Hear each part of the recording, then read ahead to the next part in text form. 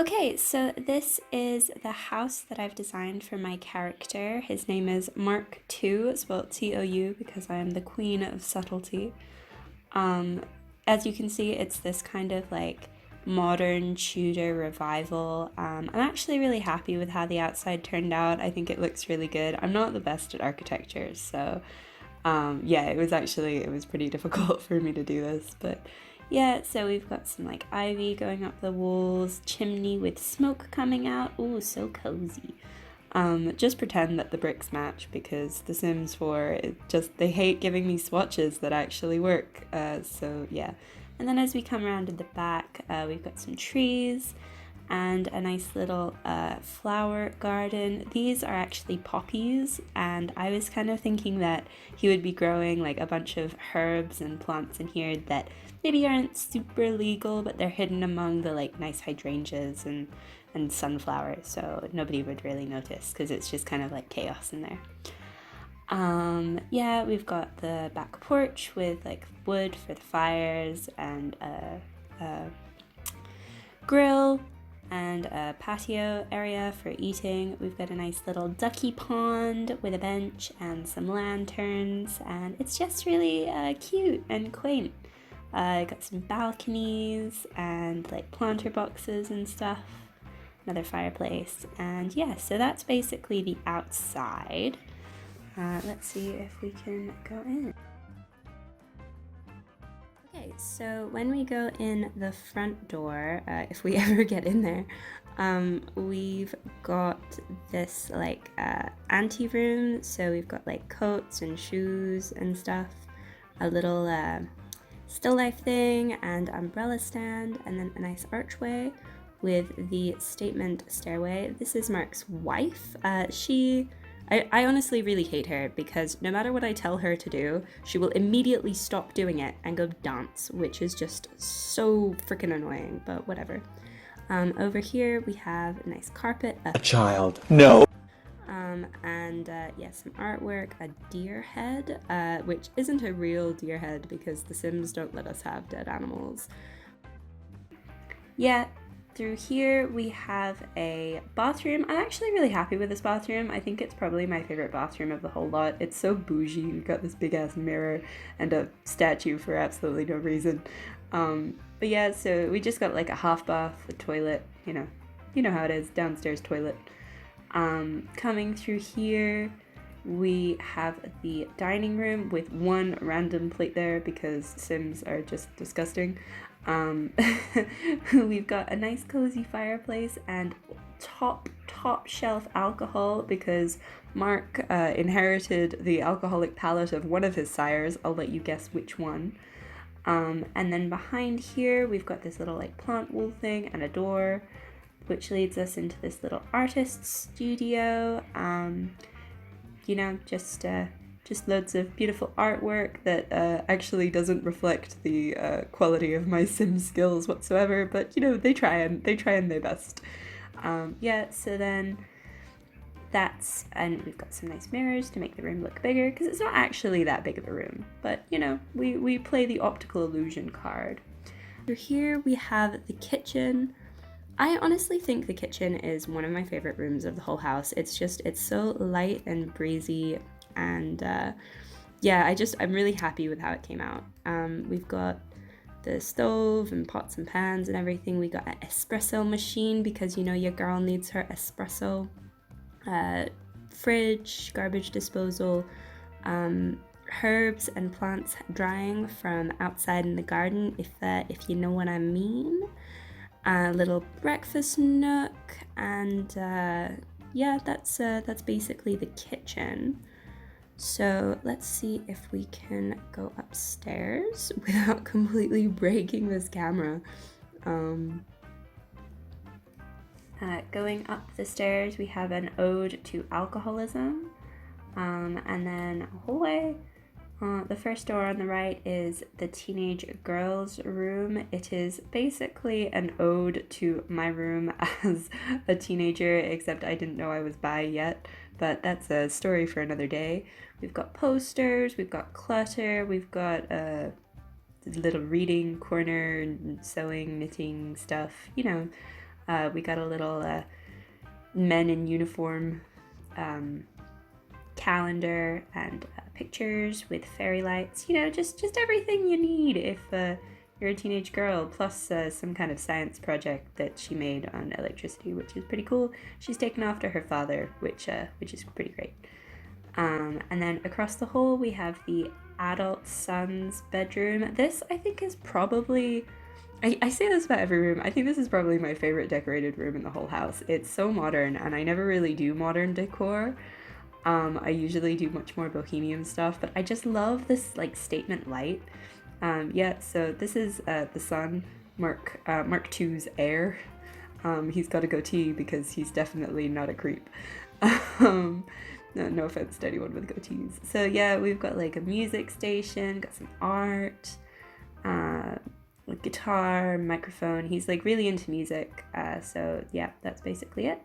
And then he's got his own balcony with lotions for no reason whatsoever.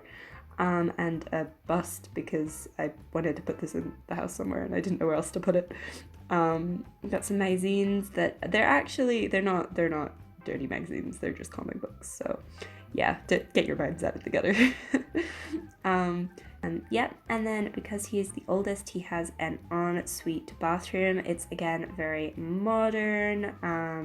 It's got an ode to his music and a bathtub, shower, all that good stuff, and a plant because I like plants. I have no reason for it, I just like it. Okay, and then at the end of this hallway we have the kids bathroom. This is like the family bathroom, so you've also got like all of the laundry stuff here. You've got the machine, tumble dryer, all the accoutrements.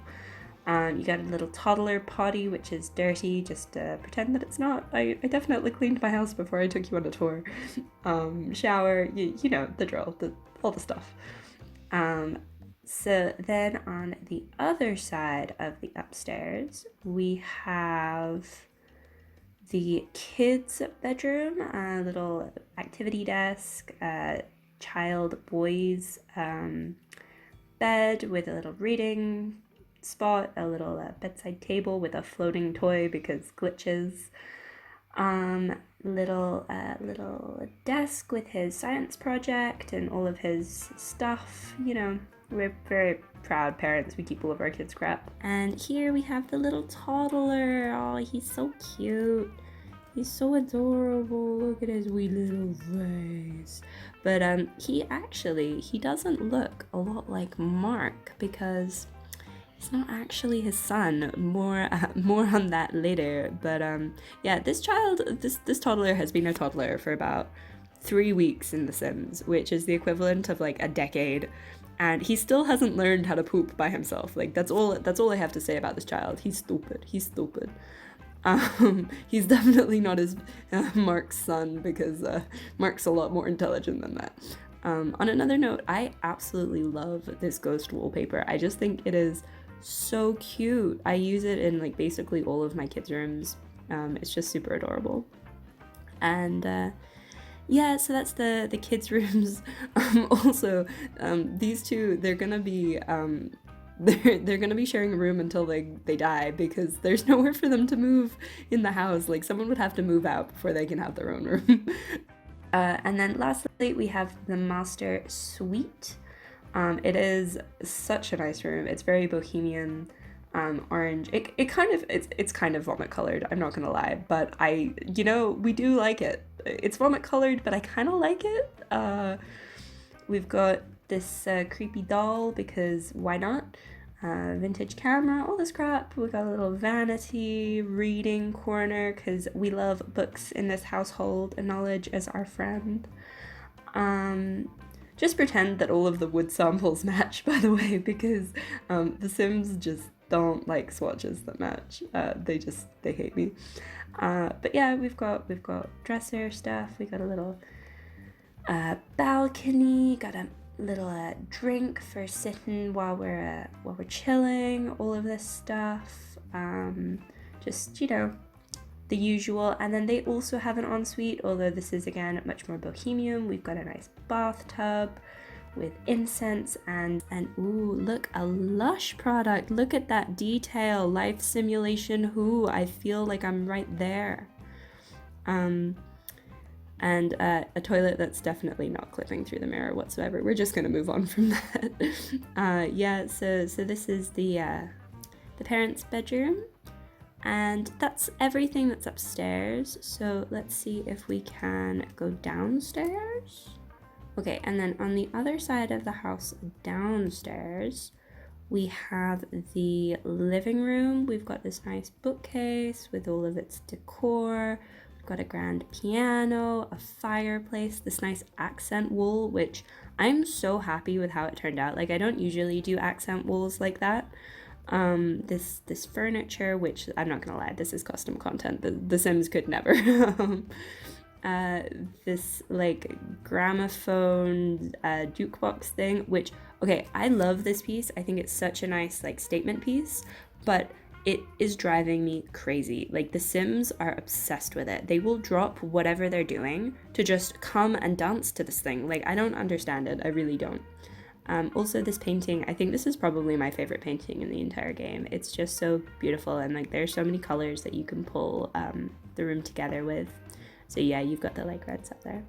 And also the biggest TV in the entire game, because yes, why not? YOLO, let's live vicariously. And then through here we have Mark's office. Oh, hi Mark. He's playing a game at the moment. Good job, Mark. Yeah, again, don't come at me because the wood swatches don't match. There's nothing I can do. Also, is it a Sims build if you don't put a plant in every single fucking corner of your house? Because I love plants. They're everywhere. We got some chests because, you know, he a nerdy boy, he nerdy. This lovely globe, which is also it doubles as a bar. You know, he might be Marcus's son, but he's also Evelyn's son, right? And you might be thinking, hey, does Nishme really have such terrible attention to detail that this bookcase doesn't match that bookcase, like not even a little bit? Well, it's not that I have terrible attention to detail. It's perhaps that there's a little sneaky corridor back here that leads it leads downwards. So let's see what there is to find in here. Hang on a second. So you come down the corridor, and there's another ladder, another one, another one. And then you come out in this corridor with a security door. Ooh, what could be behind this? You need so much security to get through here. Well, at the end of an unnecessarily long corridor that I made this way for absolutely no fucking reason apart from that I wanted it to take ages for my Sims to get anywhere, we have what I like to affectionately refer to as the bunker. Now, you think that's a security door? That's a security door. So what on earth could be through this massive door that requires a listening device station, a camera, and all of these weird radioactive posters? Well, if we go through here, first things first, we need to take a decontamination shower. We gotta be clean. We don't mess around with safety in this household. No siree. But then we can go through here and find our test subjects. Now, this was originally supposed to be my little breeding program because this Sim is a witch and this Sim is a vampire. And I was curious what would happen if a witch and a vampire had a baby. Would you get a vampire of the witch?